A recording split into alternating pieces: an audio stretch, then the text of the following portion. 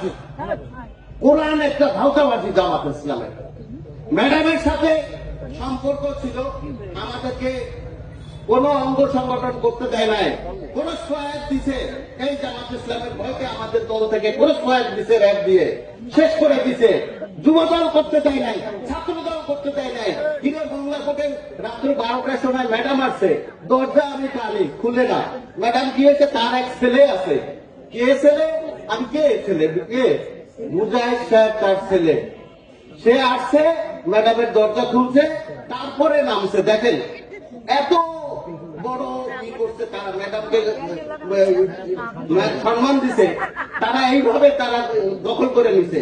স্টেজে যাবেন ওই সময়, ম্যাডামের ওই সময় ভোরবেলা ফজরে নেওয়ার সময় যে দেখবেন যে তারা দখল করে স্টেজ সামনের কাতারে সব দখল করে আছে। বিএনপিদের কোনো পাত্তা ছিল না। আর তারা এখন কয় মহিলাদের নেতৃত্ব কি না যায়, না যায়।